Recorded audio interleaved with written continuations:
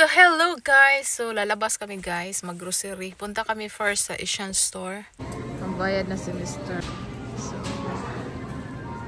hindi ako nag-vlog kanina dahil nagsapot kasi yan si Mr. Nagyaw-yaw siya.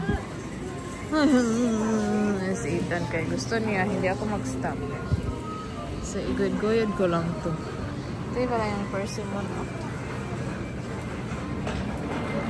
Bye!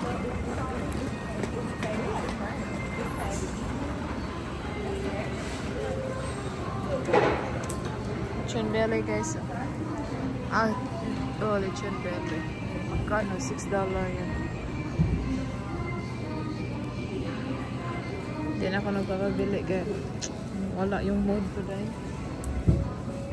Wala yung aking mood guys. So punta tayo sa tignan yung mga frozen nila. Ano pagkain.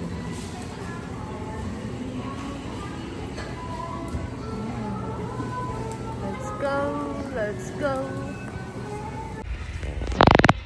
So, punta kami ng Sam's Club.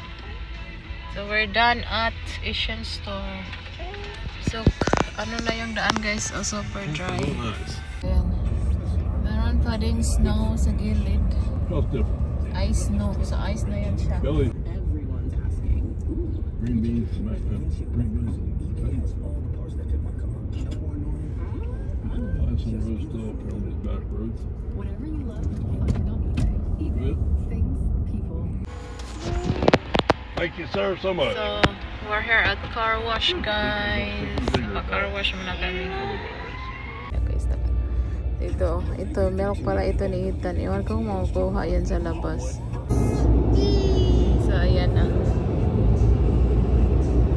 Diba? Ang busy sila ngayon, guys. Ang daming nagpapa-car wash.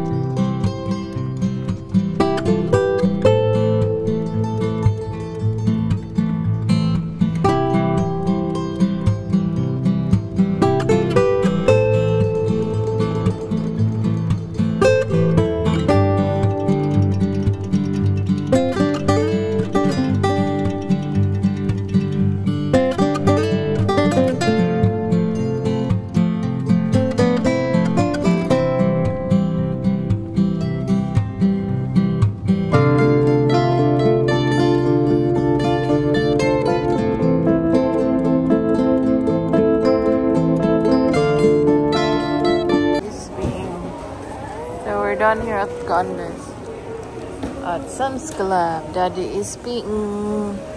Ethan wanna get down.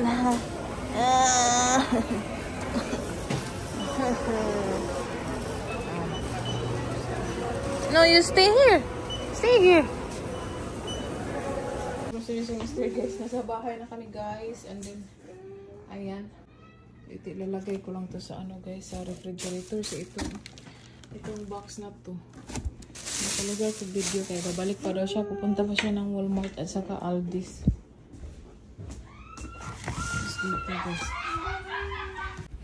so akala ko na video guys.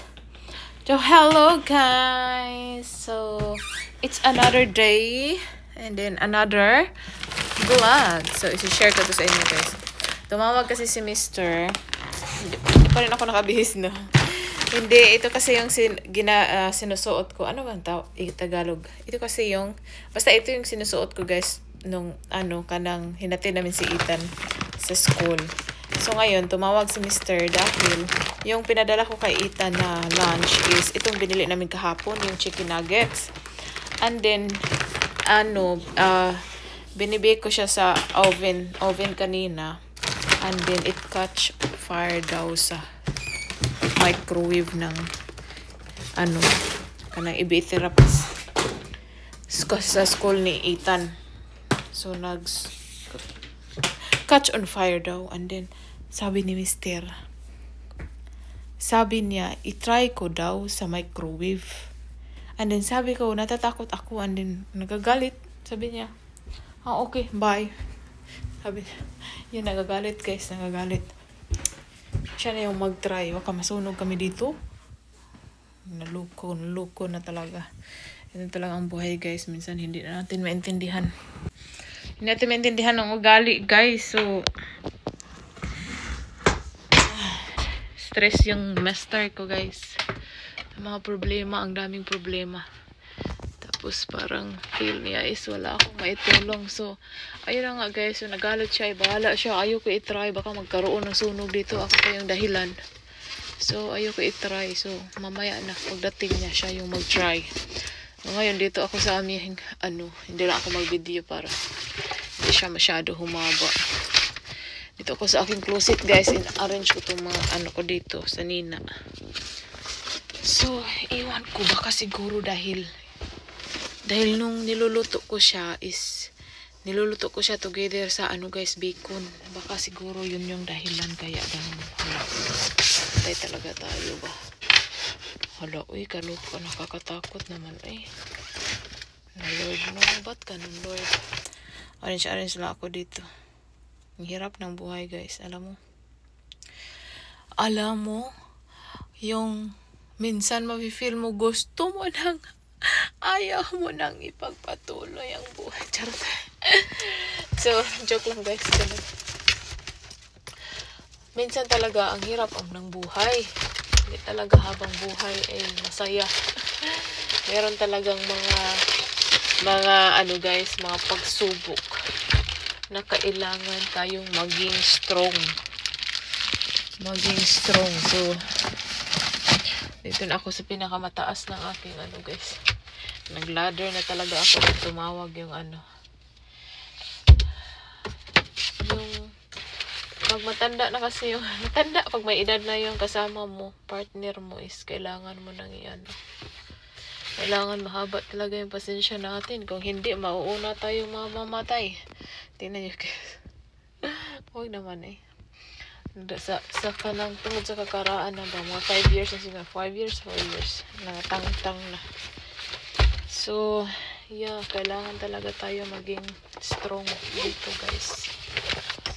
Papatong ko lang siguro ito dito yung bag. Hindi siya magkasya.